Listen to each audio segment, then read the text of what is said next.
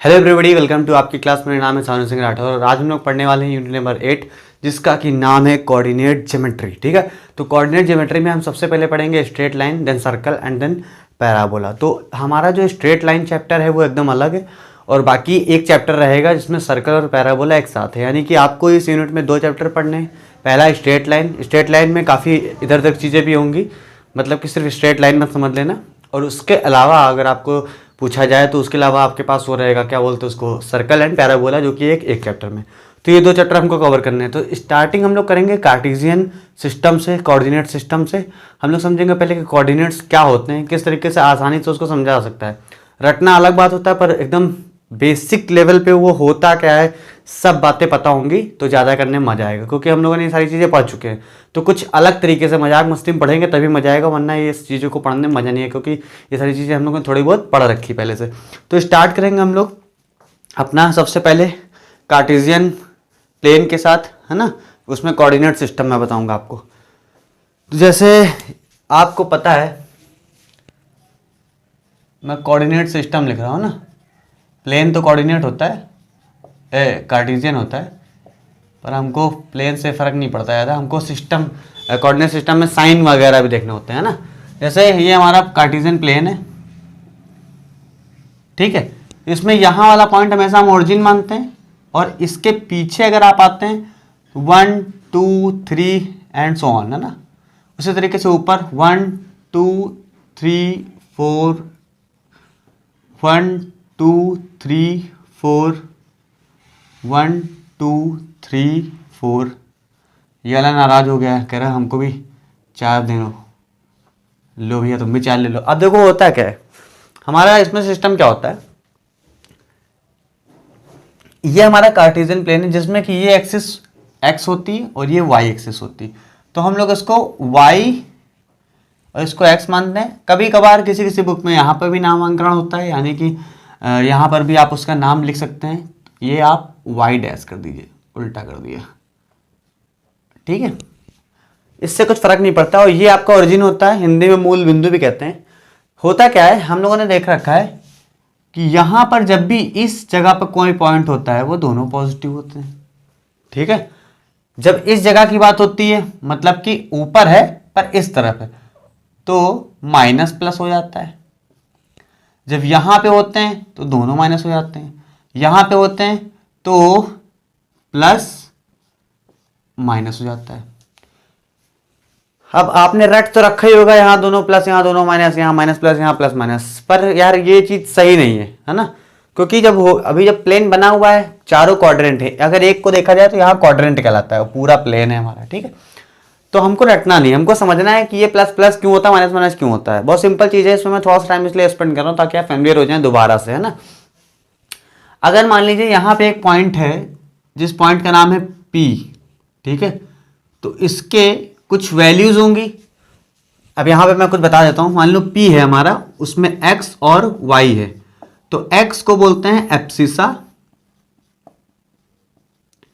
और Y को बोलते हैं ऑर्डिनेट, है ना। हर पॉइंट में X और Y पॉइंट डिफाइन होते हैं, इन्हीं को बोलते हैं एब्सिसा और ऑर्डिनेट, ठीक है। अब P पॉइंट है हमारा, मान लीजिए P पॉइंट यहां पे, ये, ठीक है, ये P पॉइंट है आपका। तो ये P पॉइंट की वैल्यू क्या होगी, सबसे पहले X लिखना होता है, तो X की तरफ गिनो, 1 2 3, X की वैल्यू होगी 3, ठीक है। फिर Y की वैल्यू ऊपर या नीचे, तो ऊपर गया है 1 2 2। यहां पे आपने देखा, आपने जब काउंट किया तो आपको प्लस प्लस दोनों मिल गए सिंपली। पर उसी जगह पर जब हम यहां आ जाएंगे, मान लीजिए ये पॉइंट होता, ये Q पॉइंट है, ठीक है। यहां पर भी ऐसे एक्स वाई होगा कुछ, है ना। तो अब यहां पे साइन का भी थोड़ा सा इन्वॉल्वमेंट हो जाए। यहां दोनों प्लस प्लस थे तो आप वो ध्यान नहीं देना होता, पर यहां पे देखिए कैसे क्या होगा। सबसे पहले पॉइंट में मैच करा देता हूं आपका, है ना। ये पॉइंट यहां पे मैच करा गया, तो ये पॉइंट की बात चल रही है।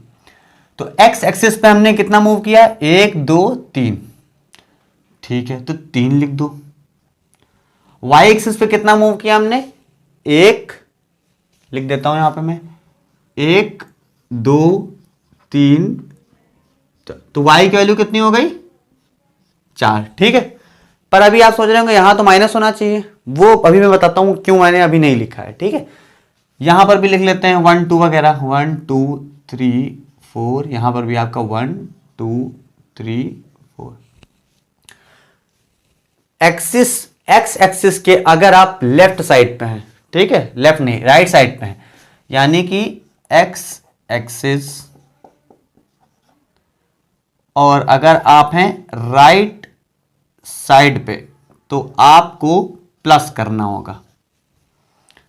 एक्स एक्सिस पे राइट साइड पे, एक्स एक्सिस के राइट साइड पे एक्स हमेशा प्लस का ही रहेगा। मतलब आप जीरो से आगे बढ़ रहे हैं, जैसे आप यहां पे हैं, उधर दौड़ना है तो आगे बढ़ रहे तो वो प्लस होगा, माइनस में नहीं होगा, ठीक है। उसी जगह पे जब आप एक्स एक्सिस पे लेफ्ट साइड पे होंगे, मैं इधर देख रहा था घूम के इधर वापस गया, तो ये हमारा हो जाएगा निगेटिव, है ना, ये हो गया निगेटिव। इसी तरह से जब y एक्सिस पे बात करी जाती है, y एक्सिस पे, तो जब आप अप होते हैं, ऊपर की ओर जाते हैं, तो आपकी वैल्यू प्लस की होती है, और जब आप डाउन होते हैं या नीचे की ओर जाते हैं तो आपकी वैल्यू होती है माइनस की। अब इस लॉजिक के साथ करिए, यहां पे आप ऊपर हैं एक्स के हिसाब से आप राइट पे हैं, प्लस का हो गया। क्या आप ऊपर हैं ओरिजिन से? हाँ ऊपर है, तो दोनों प्लस के हो गए। इधर आ जाओ, राइट साइड पे हैं आप, हाँ हैं, तो ये प्लस करेगा। क्या आप ऊपर है? नहीं, नीचे हैं, तो वाई आपका माइनस करेगा सिंपली। तो यहां पे जितने भी ये हैं ये सारे क्या हो जाएंगे? माइनस के, क्योंकि ये ओरिजिन से नीचे हो गए। इसी तरीके से जब आप लेफ्ट साइड पे आ रहे हैं तो ये सारे भी आपके माइनस होते जा रहे हैं, -1 -2 -3 -4। सिस्टम ये है, आपको ऐसे याद रखना है, ठीक है, रट के नहीं याद करना है। यहाँ पे वैल्यू मिल गई, अब कोई वैल्यू यहाँ मिलनी, मान लो ये पॉइंट मिलना है यहाँ पे, इस पॉइंट का मान लो नाम है क्यू,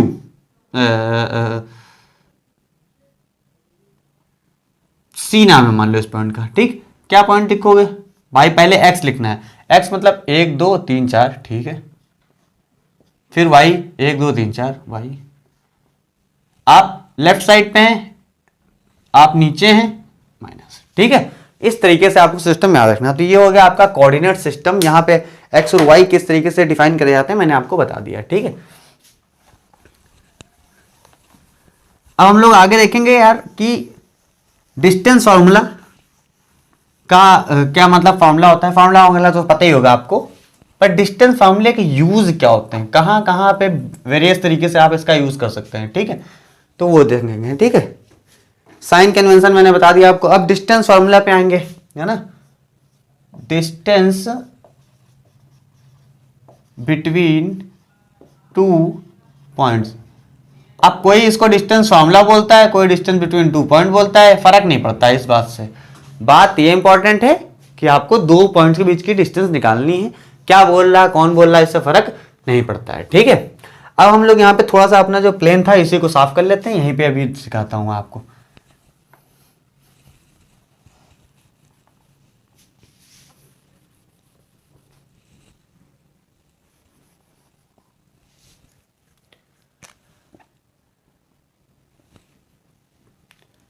कुछ देर के लिए इनको भी मिटा देते हैं ना।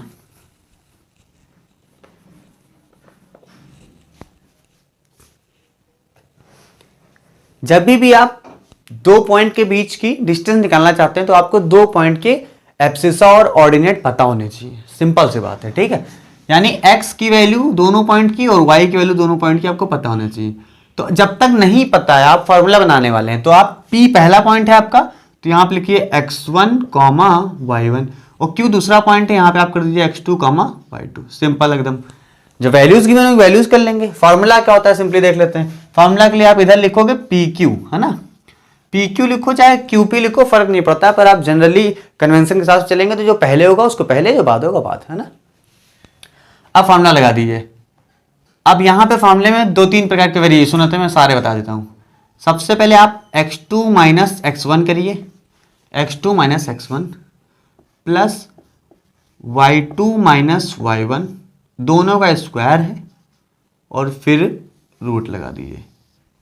किसी किसी बुक में आपको ऐसा ही मिल सकता है, x1 माइनस x2 का whole square, y1 minus y2 का होल स्क्वायर। क्या कुछ अलग आ जाएगा? नहीं, ठीक। ये हो सकता है। और कभी कभी आपका y1 वाला टर्म पहले लिखा होगा, क्योंकि दोनों प्लस में कोई फर्क नहीं पड़ सकता। तो आप एक और वेरिएशन चाहो तो लिख सकते हो y2 माइनस y1 का whole square plus x2 minus x1 का होल स्क्वायर, ये भी रूट में। इसको भी आप पलट सकते हो y1 पहले y2 बाद में, क्योंकि माइनस हो चाहे प्लस स्क्वायर होके वो पॉजिटिव ही हो जाएगा। तो ये होगा आपका डिस्टेंस फार्मूला। डिस्टेंस फार्मूले में कुछ भी अनोखा चीज नहीं है ना। यहाँ पे अगर कुछ क्वेश्चन के हिसाब से देखना चाहते हो आप, तो मान लीजिए यही वैल्यूज आपकी, यहाँ पे एक P पॉइंट है आपका, ठीक है। P की वैल्यू है 2, -3 और यहाँ पे कहीं पे Q पॉइंट है, इसकी वैल्यू है 3, -4, ठीक है।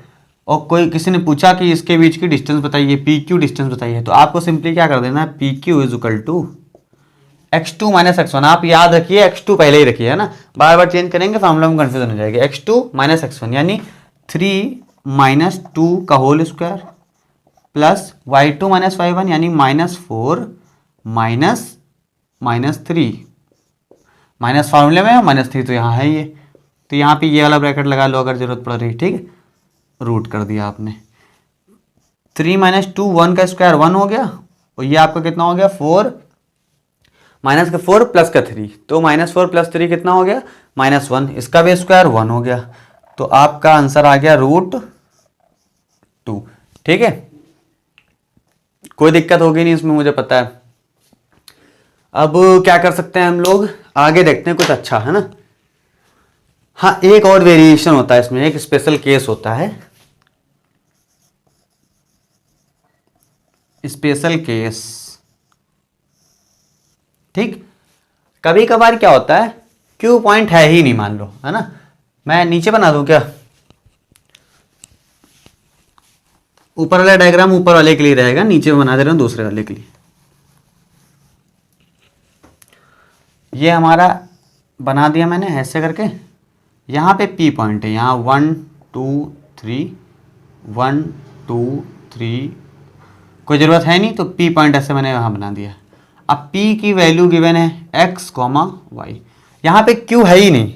ये इसने पूछा है कि आप ओरिजिन से डिस्टेंस बता दीजिए, मतलब अभी तक जो आप P और Q के बीच का डिस्टेंस ढूंढ रहे थे, अब आप O और P के डिस्टेंस बता दीजिए, यानी यहाँ से यहाँ तक की जो डिस्टेंस है ये बता दीजिए। अब यहाँ का डिस्टेंस भी कोऑर्डिनेट भी पता है, यहाँ के आपको पता है 0, 0, क्योंकि यहाँ पे ना तो x पे आप मूव कर रहे हैं आगे बढ़े, ना फिर y पे चले, तो ये भी वही चीज हो गया। तो इसको बोल देते हैं डिस्टेंस फ्रॉम ओरिजिन, है ना, डिस्टेंस फ्रॉम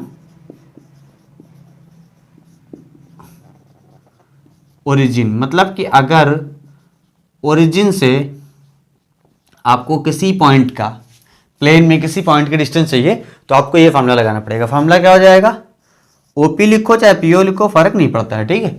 x - 0 का होल स्क्वायर प्लस y - 0 का होल स्क्वायर होता है, फिर यहाँ √0, कोई फर्क नहीं पड़ता, तो यानी क्या हो गया आपका x² प्लस y², ठीक है। ये हो गया आपका डिस्टेंस फ्रॉम ओरिजिन। यहाँ तक की बात आप समझ गए, इसमें कोई दिक्कत नहीं लगता मुझे, है ना। अब आगे देखते हैं, कुछ क्वेश्चन देखेंगे इसके ऊपर, बहुत बहुत अजीब अजीब टाइप के क्वेश्चन भी मिलेंगे आपको। तो खाली फार्मूला नहीं है यहाँ पे, इसके जो एप्लीकेशन है वो इंपॉर्टेंट है। फार्मूले तो सबको पता है, मैं बताता ना तब भी पता होता।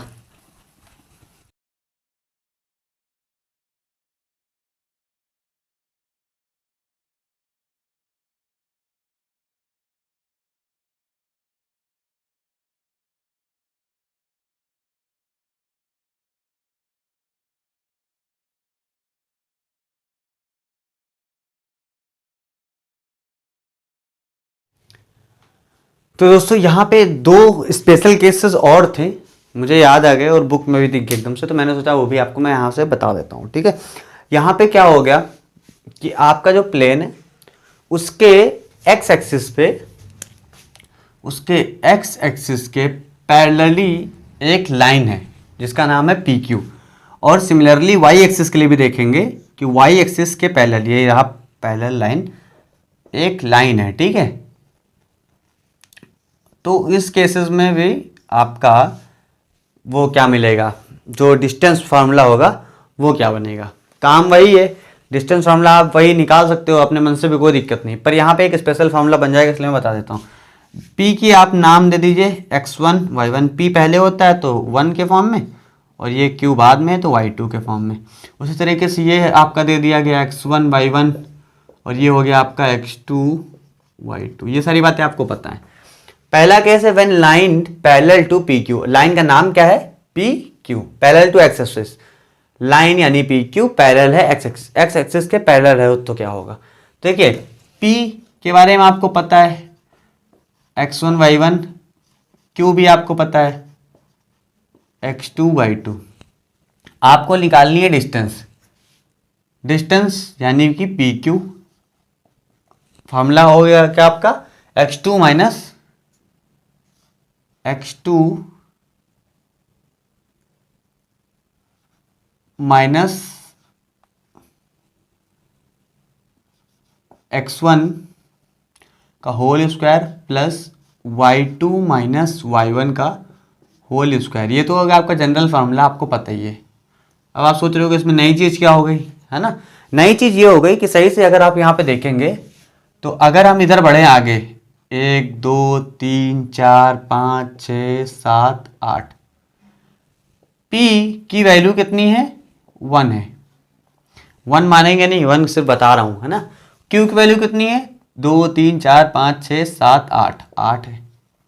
यानी x1 और x2 दोनों की वैल्यू चेंज हो रही है, ठीक है? x1 और x2 दोनों की वैल्यू अलग अलग है, जबकि y की वैल्यू देखिए क्या है? 1 2 3 4 5 6 7 मान लो, है ना? इसको 7 मान लेते हैं। P की वैल्यू भी 7 है और Q भी ऊपर नहीं गया है, ना Q नीचे है ना P ऊपर है, कोई भी ऊपर नीचे नहीं। P और Q की वैल्यू सेम है, यानी y1 इज इक्वल टू, इस केस में क्या हो गया? y1 is equal to y2 हो गया, ठीक है? तो सबसे इंपॉर्टेंट चीज क्या है? जब y1 y2 बराबर हो जाएंगे तो मान लीजिए 2 माइनस 2, तो ये टर्म पूरा पूरा क्या हो जाएगा? 0 हो जाएगा। तो आपका फॉर्मूला क्या बन जाएगा? x2 माइनस x1 का होल स्क्वायर और रूट, वो रूट हट जाएगा आपका, तो x2 माइनस x1 सिंपली, है ना? तो ये आप ध्यान रखिए, आपको कहीं कहीं पे डायरेक्टली यूज हो सकता। आप सोचिए, ना स्क्वायर करना ना कुछ उसका रूट निकालना, डायरेक्टली x2 माइनस x1 कर दिया, ठीक है? तो कब ये चीज आप कर सकते हैं? x2 माइनस x1 कब कर सकते हैं? जब लाइन पैरेलल हो x एक्सिस के, y की कोई वैल्यू चेंज ना हो रही हो, तो आप डायरेक्टली x2 माइनस x1 कर दिए, काम खत्म हो जाएगा। और यहाँ y1 y2 बराबर हो गए, काम खत्म हो गया। सिमिलरली जब y के पैरेलल है आपकी लाइन PQ, तो यहाँ पे देखिए क्या है? y की वैल्यू तो बदल रही, 1 2 3 4 5 6 7 8 9 10। पहले y की वैल्यू जो यहाँ पे है 2 है और यहाँ पे 10 है, ठीक है? तो y1 y2 तो बदल रहा है, पर x की वैल्यू देखो 1 2 3 4 5 6, x 6 यहाँ भी है, 6 यहाँ भी है, और p यानी x1 x2 क्या हो गए? यहाँ पे बराबर हो गए। तो इसमें आपको समझिएगा, ज़्यादा डिटेल में नहीं रहता हूँ मैं। तो यहाँ पर जब x1 x2 बराबर हो गए तो उनकी वैल्यू कट जाएगी, तो x1 x2 कट जाएगा तो क्या बचेगा? y2 माइनस y1, और ऊपर का रूट और स्क्वायर हट जाएगा, तो आपका फॉर्मूला क्या हो जाएगा? ये हो जाएगा। बढ़िया चीज थी अगर आप इसको यूटिलाइज कर सकें। देखिए क्या सरल और कठिन कुछ नहीं होता, पर ये सारी चीजें आपको यूज करेंगे तो आपका क्वेश्चन थोड़ा सा जल्दी होगा। पर आप वहां पर भी देखना, कभी आपने आपको आप वो करना, चेक करना, वहां पर भी आप पूरा पूरा फॉर्मूला लगाओगे, जबकि आपको पता है कि ऐसा हो सकता है, ठीक है? तो ये सारी बातें याद रख के आप अपना एग्जाम में टाइम बचा सकते हैं। और जिस टाइम का यूज तब कर सकते हैं आप, जैसे नकल अकल मारना लास्ट में, है ना? नकल अकल न मारना मतलब, फिर भी ऐसे कुछ क्वेश्चन में दिमाग ज्यादा लग रहा है तो वो एक्स्ट्रा टाइम लेते हैं ना, तो उसके लिए आपको टाइम बचाना भी पड़ेगा। तो इन सब चीज़ों में थोड़ा सा यहाँ पे आप कर सकते हैं। तो फाइनली आप पहला क्वेश्चन हम लोग देख लेते हैं। इसमें सिंपल से क्वेश्चन होते हैं, तो मैं थोड़ा बहुत हिंट कर दूंगा आपको। क्वेश्चन में बोला गया है फाइंड ऑर्डिनेट, यानी कि y की वैल्यू फाइंड करनी है आपको। पूरा पूरा क्वेश्चन लिखने की जरूरत नहीं, सिंपल चीजें हैं।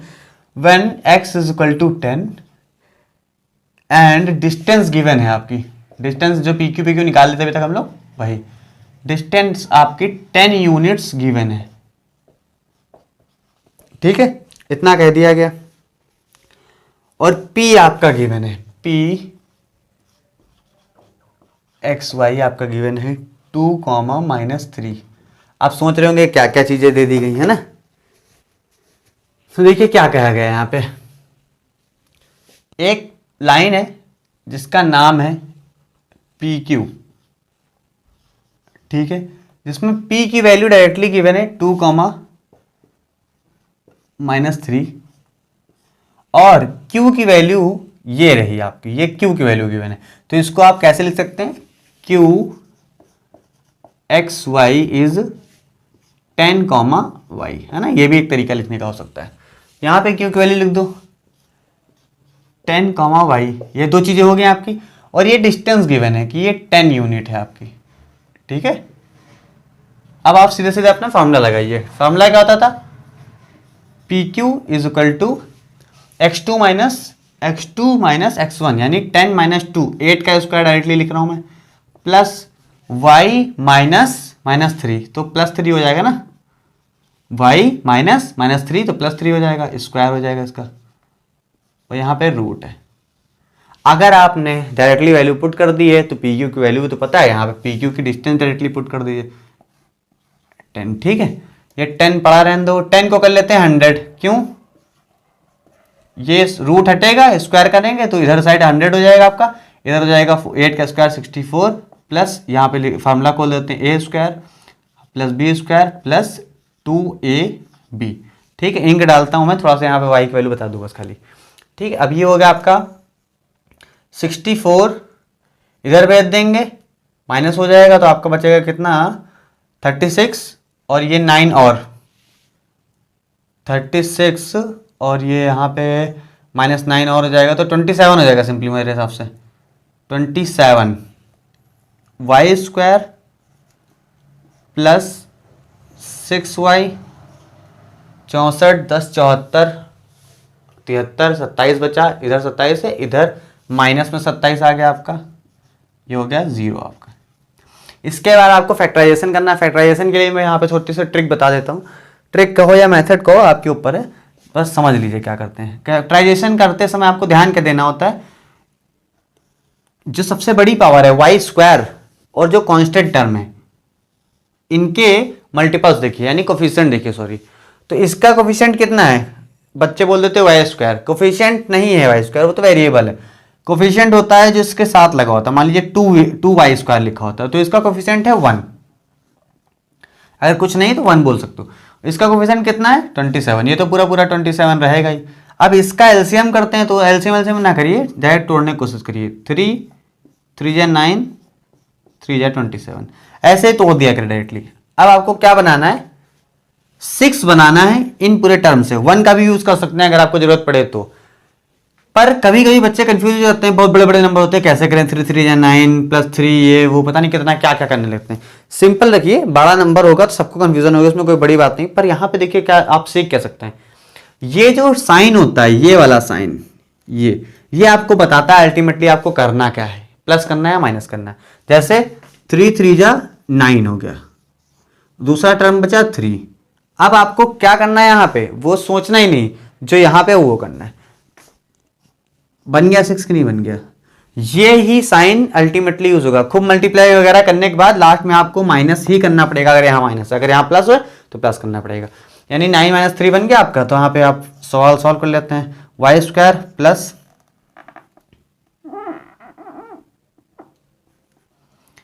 +9y - 3y - 27 = 0, y + 9 - 3y + 9 = 0, ठीक है। तो y की वैल्यू यहां से कितनी आ जाएगी, डायरेक्टली लिख देता हूं, y = -9 and 3, दो वैल्यूज हो जाएंगी y की। अब सोच के देखिए क्या बोलते हैं उसको y की वैल्यू क्या होगी, -9 या 3, तो y की वैल्यू यहां पे दोनों हो सकती है ना, दोनों पॉसिबल हैं। अब आपको अगर वेरिफिकेशन करने का मन है तो आप क्या कर सकते हो, यहां पे वेरिफिकेशन हेडिंग डालो और y की वैल्यू यहां से ले लो, 3y की वैल्यू है तो यहां पे निकालते हैं हम लोग, PQ हमारा आना चाहिए 10, ठीक। तो PQ = रुको इंक डाल के बताता हूं, है ना, ठीक है। वेरिफिकेशन करने के लिए आपको PQ की वैल्यू निकालनी है, PQ की वैल्यू 10 ही आनी चाहिए, क्लियर कट बात दे दी गई यहाँ पे, हाँ 10 ये डिस्टेंस रहा, ठीक है। अब यहाँ पे x2 - x1 तो ये तो 8 स्क्वायर हो गया simply, plus y2 - y1, y2 की वैल्यू ले लेते हैं पहले अपना -9, है ना, तो -9 माइनस माइनस 3 हो जाएगा प्लस ये हो गया आपका, अब ये हो गया 64, रूट लगा दो यहाँ पे है ना, 64 प्लस 9 3 घटाना यहाँ पे 6 हो जाएगा तो हो गया 36। अब आपको समझदार हैं आप, ये हो गया 100, 100 का रूट आपका बनेगा 10। पी क्यू की डिस्टेंस यहाँ पे 10 की बनती। अगर यही जगह पर y हम पुट कर लें, when y is equal to -9 put किया हमने, when y is equal to 3 put करेंगे अब है ना, 3 पुट करेंगे तो P Q is equal to, ये तो 8 स्क्वायर रहेगा ही, प्लस y2 3 आ गया हमारा, minus y1 minus minus plus, यहां रूट लगाना है, 8 8 64, 3 3 6, 6 का स्क्वायर 36, आप समझ गए 100 स्क्वायर नहीं है कि 10। तो वेरिफिकेशन करेंगे तो y की वैल्यू 1 से ज़्यादा ही पॉसिबल हो सकती है, तो ये मत कर दीजिएगा कि कुछ क्वेश्चंस में होता है ना कि डिस्टेंस पूछते हैं कि यहाँ से यहाँ तक की कितनी लंबाई है ना, तो डिस्टेंस जब पूछ रहा है तब तो निगेटिव नहीं हो सकती डिस्टेंस है ना, डिस्टेंस जैसे 1 कदम भी चलोगे तो 1 यूनिट हो गया, पर यहाँ पे डिस्टेंस नहीं पूछ रहा था, कोऑर्डिनेट पूछ रहा था ना, तो ध्यान रखिएगा माइनस वैल्यू भी यहाँ पे आप वो क्या बोलते हैं एक्सेप्टेबल है, तो वो कट मत कर दीजिएगा डायरेक्टली कि जो उसमें चक्कू छुरा निकाला और वाई नॉट एक्सेप्टेबल लिख के छोड़ दिया है ना। बहुत सिंपल क्वेश्चन था, आगे देखते हैं, अभी थोड़ा सा और बदलाव करेंगे क्वेश्चंस में। चलो नेक्स्ट क्वेश्चन देखते हैं ना। Find a point on the x axis which is equidistant from the point, मतलब कि आपको क्वेश्चन में बोला गया है find the point on x axis which is equidistant from 7,6 and 3,4। ठीक है, सिंपली अभी एक चीज बताता हूं आपको, पॉइंट यहां पे दे दी मैंने, सारा चीज हो गया। अब आप देखो क्या बोला गया, find the point on the x axis. अगर आप यहां पे अपना प्लेन बना लें ऐसे करके, तो एक्स एक्सिस कौन सी होती है, यही तो होती है। अगर एक्स एक्सिस ये है और इस पर ही आपका पॉइंट है, क्या बोल रहा है, find the point on the x axis, इस पर ही कहीं पे आपका पॉइंट है, तो x तो आपका 1 होगा या 2 होगा या 3 होगा या 4 होगा, लेकिन y तो हर केस में आपका ऊपर गया ही नहीं, y तो इतनी ही ऊंचाई पे है, उसके ऊपर जा नहीं रहा, यानी y की वैल्यू आपकी हमेशा कितनी रहेगी, 0। कभी भी कोई भी चीज ऑन द एक्स एक्सिस यानी y इज इक्वल टू 0।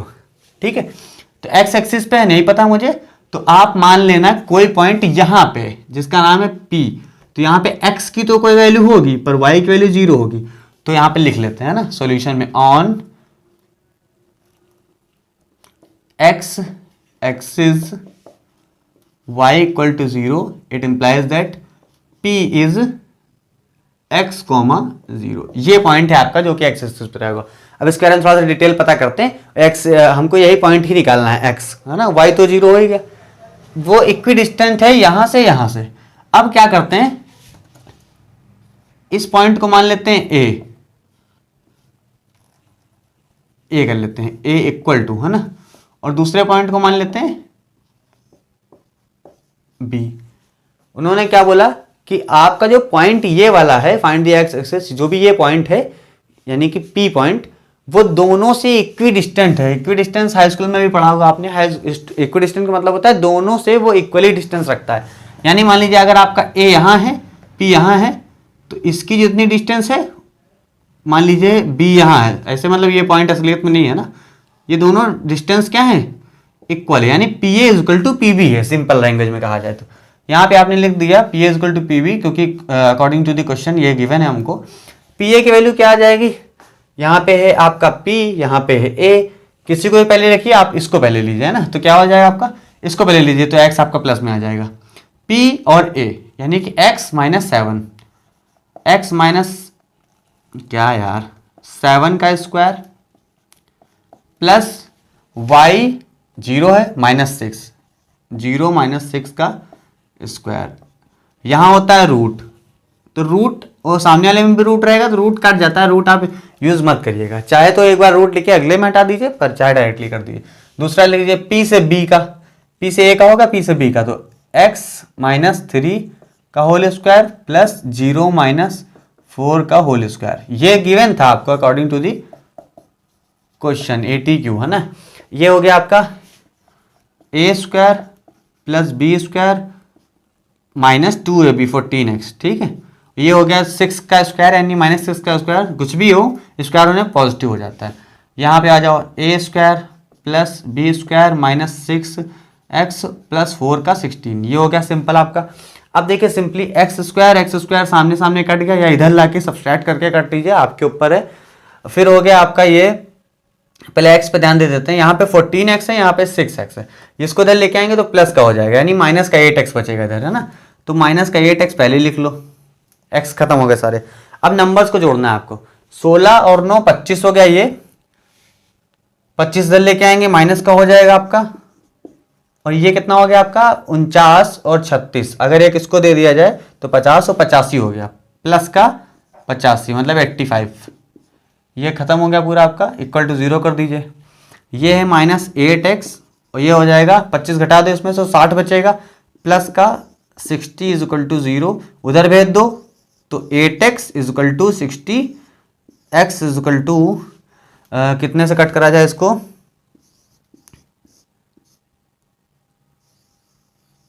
4 2 जा 8 4 15, यानी कि 7.5 बोल सकते हो आप, या 15/2 बोल सकते हो, दोनों वैल्यू हो सकते हो। तो p की वैल्यू क्या हो गई, इस पॉइंट की वैल्यू क्या हो गई आपकी 15/2 या 7.5, क्योंकि y की 0 होनी थी, तो x की वैल्यू पूछा गया, तो x की वैल्यू आपकी 7.5 आ गई। आप इस तरह से लिखिएगा, ज़्यादा सही रहता है, ठीक है, जब तक कि नेसेसरी ना हो पॉइंट में लिखना। ये हो गया आपके x की वैल्यू, ठीक ठाक क्वेश्चन था, इतना कुछ कठिन तो कह ही नहीं सकते इनको, पर क्वेश्चन ऐसा आने के चांसेस रहते हैं ना, थोड़ा सा मॉडिफाई करके दे सकते हैं, पर बेसिक कॉन्सेप्ट यही रहेगा। तो दोस्तों अगला क्वेश्चन देख लेते हैं। कुछ क्वेश्चन मैंने अलग से लिखे थे बुक में, एक बुक का है, बाकी एक अलग से देखा था मैंने, तो वो भी आपको बता देता हूँ। यहाँ पे एक क्वेश्चन है, find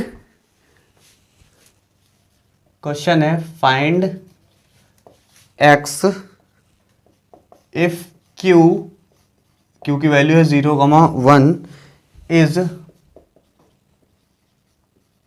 equi distant from p जो कि है 5, -3 एंड r जिसकी वैल्यू है x, 6, ठीक है। x की वैल्यू निकालनी है, q is equi distance from this and this, ये आप कर लोगे, है ना, ये आप होमवर्क में कर लेना यार, ऐसा ही क्वेश्चन तो अभी करवाया है, x की वैल्यू निकालना सिखाया। कैसे करना है, q पहले आप निकालना qp, पहले निकालना है qp और qr को बराबर कर देना, और यहाँ पे इसकी वैल्यू गिवन है, इसकी वैल्यू गिवन है, इसमें x है, तो बीच में कहीं x आएगा, आप x की वैल्यू फाइंड कर लोगे, काम खत्म हो जाएगा, वही निकालना है। तो ये आप कर लेना खुद से, इसमें टाइम वेस्ट नहीं करते। अगला क्वेश्चन देखते हैं ना। अगला क्वेश्चन है, क्वेश्चन बुक में था ये वाला,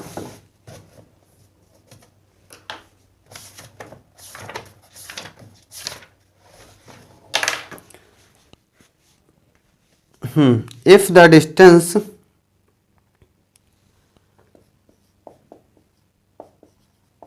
distance from a alpha, 0, distance ऐसे लिख लेते हैं, distance between a and p जो कि है xy is a plus x, ये गिवन है, ठीक है। तो prove that y square is equal to 4ax, ठीक है। सिंपली आपको क्या बोला गया कि 2 पॉइंट है, दोनों पॉइंट के बीच का डिस्टेंस आपको बता देता हूं मैं, तो आप ये प्रूव करके दिखा दीजिए, तो कर लेते हैं, है ना। 2 पॉइंट a और p, तो AP नाम रख लो इसका, फिर क्या होता था हमारा x2 माइनस x1 का whole square plus y2 minus y1 का होल स्क्वायर, इसका होता था रूट, x2 कितना है, x है ना, माइनस अल्फा का स्क्वायर, y2 कितना है, y ही रहेगा, और y1 कितना है 0 स्क्वायर और साथ साथ में ए पी डिस्टेंस गिवन थी ना ए प्लस एक्स, तो ये चीज़ यहाँ लिख दीजिए आप ए प्लस एक्स। आप क्या कर सकते हैं, आप ये रूट हटाने के लिए इधर लिख देंगे, है ना। तो क्या हो जाएगा, इधर हो जाएगा स्क्वायर ए प्लस एक्स का whole square equal to x minus alpha का whole square plus Y square, zero गायब हो गया। अब ओपन कर दीजिए, ये ए जो है ये ए नहीं है आपका अल्फ़ा है, ठीक है। चेंज कर लीजिए हर जगह पर, अल्फ़ा एक्स है आपका, सब अल्फ़ा है, ठीक है, ए कहीं नहीं है, ध्यान रखिएगा इस बात का। तो ये हो जाएगा आपका alpha square plus X square plus 2 alpha X is equal to X square plus alpha square minus 2 alpha X plus Y square, ठीक है। एक मिनट, अभी मैं 1 सेकंड एक काम करके आता हूँ।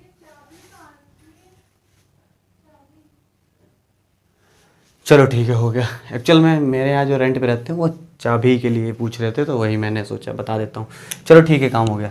यहाँ पे आपका क्या हो गया, अल्फ़ा स्क्वायर दोनों तरफ है आपका, कैंसिल हो गया आपका, एक्स स्क्वायर कैंसिल हो गया, जो भी टर्म है बाकी इधर ले आइए। अब वाई स्क्वायर हमको अलग चाहिए, तो ये प्लस वाला इधर लिया, तो क्या हो गया 2 अल्फ़ा एक्स, और ये माइनस में है तो इधर भी आ गया, तो 2 अल्फ़ा एक्स हो गया, उधर बच गया वाई स्क्वायर। तो वाई स्क्वायर लिख लो पहले, और 2 और 2 मिलके कितने हो गए 4 अल्फ़ा एक्स।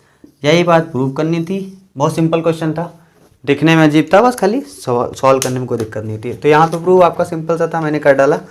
एक क्वेश्चन और फिर ये वीडियो खत्म करते हैं ना।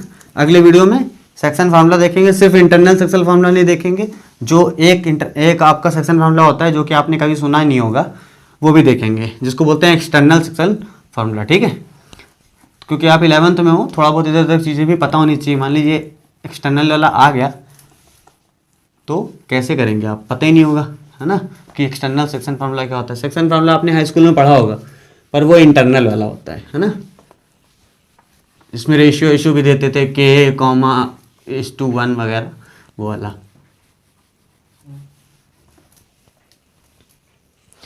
अब यहाँ पे हम लोग स्टार्ट करते हैं अपना लास्ट क्वेश्चन, जो कि बुक में नहीं, मैंने अलग से नोट किया था कि थोड़ा सा अच्छा क्वेश्चन एक तो हो कम से कम, है ना। यहाँ पे बोला गया इस तरह का क्वेश्चन के और वेरिएशन भी हो सकते हैं, मैं बताऊंगा आपको। Name the type of quadrilateral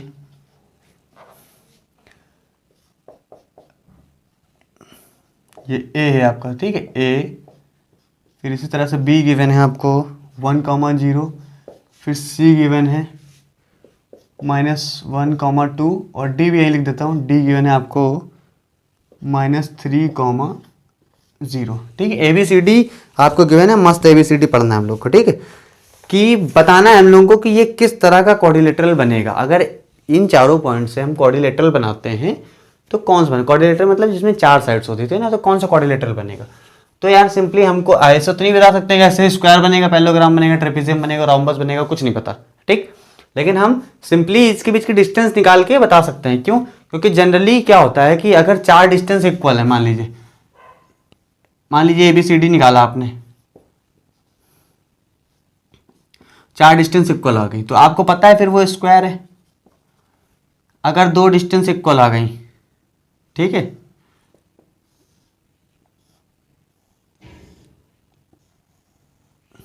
अगर 2 डिस्टेंस सामने सामने इक्वल आ गई, ये इक्वल आ गई, यानी 4 में 2 एक दूसरे के समान होंगे, एक दूसरे के समान होंगी, तो आपको पता है ये पैरेललोग्राम या हमारे पास क्या बोलते हैं उसको, रेक्टेंगल या पैरेललोग्राम होगा। तो क्वेश्चन में ज़्यादातर करके आपको क्या है कि अगर एक वेरिएशन समझिए, अगर आपका क्वेश्चन आ जाए जिसमें ABCD इक्वल हो जाए, मान लीजिए AB इसके इक्वल हो गया, ये इसके इक्वल हो गया, तो आप क्या मानोगे, रेक्टेंगल या पैरेललोग्राम, ठीक है। तो आप वहां पे अपना आंसर दोगे पैरेललोग्राम। क्यों? क्योंकि रेक्टेंगल के लिए एक कंडीशन और होती है कि 90 डिग्री है, वो बात कंफर्म पता हो आपको। जब आपको ये बात कंफर्म नहीं पता है कि 90 डिग्री है या नहीं सारे एंगल, तो आप इसको कैसे मान सकते हो। तो आप ज़्यादातर चांसेस हैं, ये भी गलत नहीं हुआ आपका, पर आप जिसकी प्रोबेबिलिटी ज़्यादा है उसको मानिएगा। यानी कि अगर 2 साइड्स इक्वल आ रही हैं सामने सामने की, तो आप पैरेललोग्राम बोलेंगे, ना कि रेक्टेंगल। रेक्टेंगल बोलने पे गलत नहीं होगा आपका, पर आपका पार्शियली गलत माना जा सकता है, क्योंकि हर कंडीशन में वो नहीं हो सकता है। ठीक है, इसको मिटा देता हूँ, कोई मतलब नहीं इसका। ये मैंने बताया जैसे और क्वेश्चन आ जाए इसी तरह से। तो यहाँ पे हमारा हो क्या गया, अब निकाल लेते हैं ए बी। सबसे पहले ए बी डिस्टेंस निकालो। ए बी डिस्टेंस कितनी हो जाएगी, ए और बी। तो भाई x2 माइनस x1 वाई, ये सॉरी 1 माइनस माइनस 1, तो हो जाएगा अपना 1 प्लस 1 हो जाएगा। लिख देता हूँ पूरा पूरा, है ना, माइनस माइनस 1 का स्क्वायर प्लस 0 माइनस माइनस 2 का स्क्वायर और रूट, है ना, रूट जरूरी है बाबू। ए बी हो गया, बी सी निकाल लेते हैं अब हम लोग। सी है -1 माइनस 1, 2 बार हो जाएगा -1 का स्क्वायर, यहाँ पे ये माइनस लगा है, ठीक है, प्लस दूसरा क्या हो जाएगा 2 माइनस 0, इसका भी रूट। फिर ए सी कर लो या सी जे कर लो, तो -1 से ए पे आइए, -1 प्लस 2 माइनस -2, 2 माइनस -2। फिर ए सी हो गया आपका, और सी डी निकाल लें। क्या निकाल लें, जैसे मान लीजिए होगा A B, B C, C D, A C, तो सी डी निकालना पड़ेगा। ठीक है, कैसे पता चल रहा है ये, आपने ए लिखा, बी लिखा, सी डी, तो आपका क्या हो गया यार, ये क्या कर दिया मैंने, ए बी, फिर बी सी, फिर सी डी, फिर डी ए होना चाहिए था यार, तो इसकी तो कोई ज़रूरत ही नहीं थी, है ना, इसकी कोई ज़रूरत नहीं थी, फालतू निकाल दी मैंने। ज़रूरत पड़ेगी, हो सकता है आगे पड़े, पर अभी के हिसाब से इसकी कोई ज़रूरत नहीं थी। 2 निकल गए, B A B B C हो गया, फिर सी डी निकालते हैं ना। सी डी लाइन से चलोगे सही रहेगा, जैसे लाइन से हटे गड़बड़ हो गया। सी की वैल्यू है -1 और डी की वैल्यू है ये, तो हम लोग कैसे कर रहे थे, कैसे भी करो सी और डी, तो -3 माइनस -1, -3 माइनस -1 का होल स्क्वायर प्लस 0 -2 का होल स्क्वायर।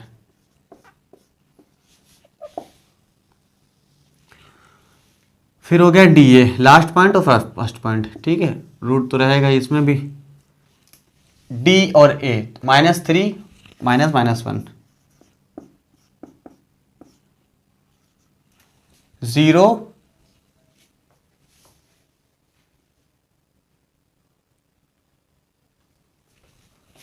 0 माइनस -2 का होल स्क्वायर, ठीक है, यहाँ पे प्लस है, ये पूरा स्क्वायर, ये पूरा स्क्वायर, ठीक है। अब इसकी वैल्यू निकालते हैं, 1 + 1 2 का स्क्वायर 4 हो जाएगा, यहाँ पर भी 2 का स्क्वायर 4 हो जाएगा, और 4 कितना हो जाएगा 8, √8 हो गया, ठीक है। यहाँ पे देखो 1 और 1 -2 का स्क्वायर यानी 4, 2 का स्क्वायर 4, ये भी √8 हो गया। यहाँ देखो 3 और 4 नहीं, सॉरी, माइनस प्लस हो जाएगा, 3 - 1 यानी कि -2 का स्क्वायर 4, 0 - 2 का स्क्वायर 4, 4 और 4 8, अंदर 8, √8 हो गया। यहाँ आ जाओ 3, सेम चीज़ है, तो ये भी 2 उसका स्क्वायर हो जाएगा, ये भी 2 का स्क्वायर हो जाएगा। यहाँ मैंने कितने स्क्वायर लगा दिए यार,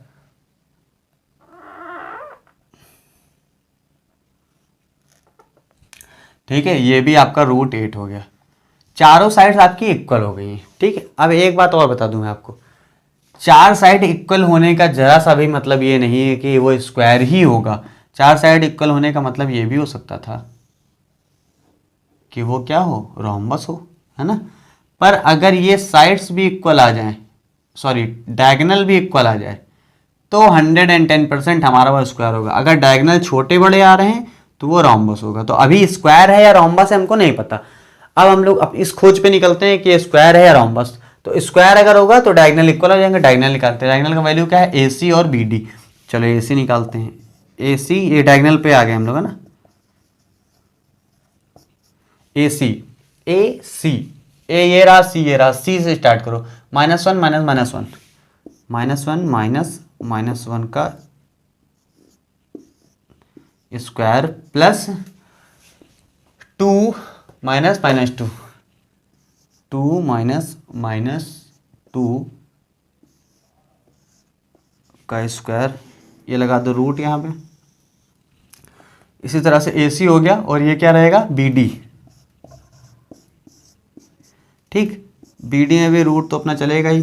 चलो B हमारा D है -3 और B1 -3 -1, -3 -1 का whole square plus BD 0 0, B और D ये तो 0 0 डायरेक्टली हो गया।